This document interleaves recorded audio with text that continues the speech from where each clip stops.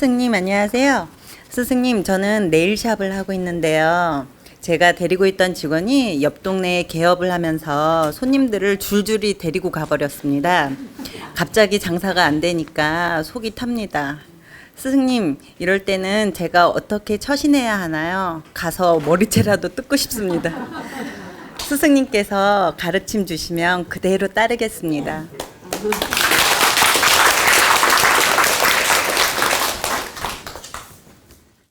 머리채 뜯으면 경찰서 갑니다. 그러니까 절대 머리채 뜯으면 안 됩니다.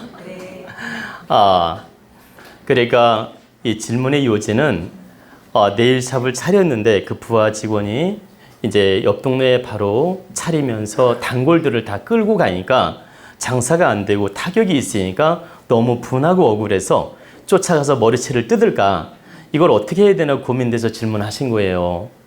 그러면 사람의 심리는 충분히 그럴 수 있습니다. 그것도 보세요. 내 가게에서 일을 하다가 그 단골 손님들 연락처를 자기가 다 알고 있으니까 단골 손님들 연락처를 받아가지고 그 다음에 옆 동네 가가지고 자기 샵으로 오라고 이렇게 다 손님들을 이렇게 도둑질 해갔습니다. 그러면 여기 계신 분들 화 안 나겠습니까? 다 나죠. 아마 대부분 가서 머리채 뜯고 싶을 겁니다. 근데 이제 여러분들이 꼭 아셔야 될 건 이런 인연이 왔다는 것은 일단 자신의 문제가 있음을 알아야 됩니다. 우리는 자기를 위해서 인생을 살고 있지 꼭 남을 위해서 지금 살고 있는 게 아니에요. 원초적 본능을 보면 우리가 원초적 본능을 들여다보면 자기를 위해서 먼저 인생을 살려고 하고 그 다음에 남을 돌아보게 되지 자기를 버리면서 남을 먼저 돌아보는 경우는 드물다. 원초적 본능이. 그래서 사람들은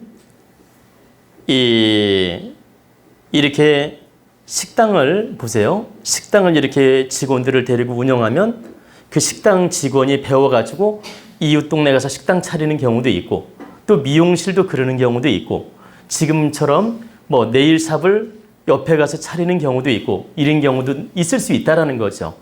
근데 전부 그 직원들이 자기를 위해서 목적을 세워서 사업도 하고 가게도 차리는 거기 때문에 배신감은 느껴지겠지만 이걸 갖다가 막 꼭 부정적으로 머리채를 잡아야 된다 이런 관념을 가져서는 안 된다는 얘기죠. 왜? 얼마든지 내 밑에서 일을 하다가 나가서 분업을 할 수 있는 거예요. 우리나라 그 식당이 아니라 모든 직업들이 꼭 평생 그 회사에서 몸바치면서 평생 가는 사람도 있겠지만은 분업하는 사람이 얼마나 많습니까? 나가서 사업을 하는 사람도 있고, 그죠? 그렇기 때문에 이 분업하는 것을 꼭 나쁜 잣대로만 바라보지 말란 얘기입니다. 일단은 이런 인연이 왔다는 건 내 자신을 먼저 돌아보란 뜻이다. 하늘이 이런 인연을 준 것은 내가 실력이 부족하든 서비스가 부족하든 내 능력이 부족하든 어떤 형태로든 부족함이 있으니 너를 돌아보고 다시 한번 점검해봐라. 이런 뜻에서 이런 인연이 온 것입니다. 그렇기 때문에 먼저 1차적으로 이런 피해를 입었다면 자신을 돌아봐야 된다. 자신을 돌아보고 바르게 노력을 하면 지금 당장은 후유증이 있는데 시간이 지나면서 요요 현상으로 채워집니다. 그러니까 진정 반성하고 점검하고 바르게 노력을 하면 하늘이 다시 인연을 주어서 그 요요 현상으로 부족함을 채워준다.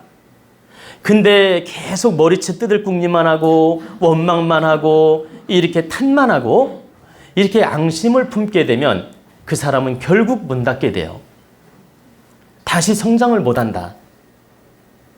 그래서 이런 인연이 왔을 때는 반드시 내가 반성부터 하고 점검을 해야 된다. 그리고 다시 일어난다는 마음을 가져야 된다. 그러면 그 사람은 반드시 다시 성장할 수 있는 기회가 주어진다는 얘기입니다. 그러니까 다시 반드시 그 피해 복구를 하게 된다 이 말이죠. 그리고 다시 일어설 수 있고. 그리고 이제 여기서 알아둬야 될 건 기본 상도라는 게 또 있습니다. 기본 상도라는 게 있어서 내가 이 가게에서 네일샵을 배워가지고 단골 손님들을 모두 명함을 받아가지고 마치 손님 도둑질하듯이 이웃 동네에 가서 차리는 건 이건 상도에 어긋나는 거예요. 응? 하나의 배신행위고, 이런 상도에 어긋나는 짓을 하면 이 사람 또한 똑같은 그런 일이 벌어집니다. 다시 말씀드리면 이 사람이 그런 짓을 하면 이 사람 또한 똑같은 배신을 당할 일이 온다. 그리고 상도에 어긋나는 짓을 해서 돈을 벌면 임시 돈을 벌지는 몰라도 그 돈은 바르게 쓰지 바르게 쓰지 못하며 결국은 나가게 된다. 그리고 제가 불법이나 그 편법이나 그런 배신 행위로서 상도에 어긋나는 짓을 해서 개업한 분들을 봤는데 결국 망해요. 내가 이건 여러 차례 봤는데 결국 망한다. 당장 일어날지 몰라도 결국은 망한다. 그래서 여러분들이 항상 개업을 하더라도 분업을 하더라도 지나치게 이 상도에 어긋나는 짓을 하면 안 됩니다. 그러면 상도에 어긋나지 않는 것이 무엇이냐? 자, 보세요. 네일샵을 내가 차리고 싶어서 이 네일샵에 가서 공부를 한 거예요. 그러니까 손님도 잘 대하고 이렇게 연습도 하고 이 네일샵에 직장에 들어가서 1년이고 2년이고 공부를 했어. 그리고 나올 때 어떻게 하느냐? 정말 그동안 공부시켜줘서 감사합니다. 저는 이제 다른 곳에 가서 개업을 하고자 합니다. 그러니 이 손님들, 이곳의 단골 손님들은 원장님이 잘 챙겨서 관리하시고 저는 이웃 동네든 건너 동네든 심리바뀌든 나가서 제가 별도로 개척해서 사업을 이루겠습니다. 그러니까 정말 그동안 감사했습니다. 제가 나가더라도 이 손님들을 관리를 잘 하십시오. 이렇게 해주고 이분이 나가서 개업을 하면 이분은 반드시 성공을 해요. 너무 놀라운 사실은 안 될 것 같은데 하느님이 다 인연을 주어서 이 사람을 성공시켜요. 처음에 일어날 때 조금 힘들 뿐이지 반드시 성공을 시킨다. 근데 이 단골 손님 명함을 다 받아가지고 자기가 새치기로 끌고 가가지고 개업을 했다. 당장은 내가 일어나는데 기분이 좋아. 근데 결국은 망한다.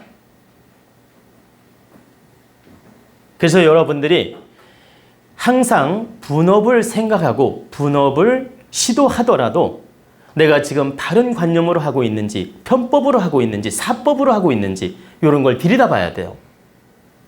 내가 조금 형편이 어렵더라도 항상 바른 법으로 나가서 개업을 해야 된다. 저 사람 손님을 새치게 한다든가 저 사람 아픔을 준다든가 저 사람 몰래 손님을 우리 가게로 다 끌고 오고 싶어서 명함 돌려가지고 빼내온다든가 이런 짓은 하면 안 된다는 얘기입니다. 그 사람은 반드시 그런 배신자가 또 나타나고 결국은 망하게 된다.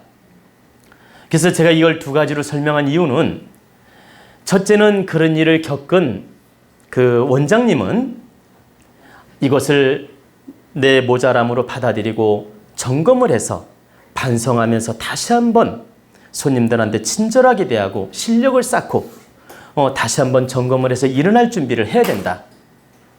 남을 탓하지 말고 이건 내 모자람이고 하늘이 깨우쳐준 인연이구나 생각해서 바르게 노력을 하면 반드시 요요연상으로 다시 일어난다.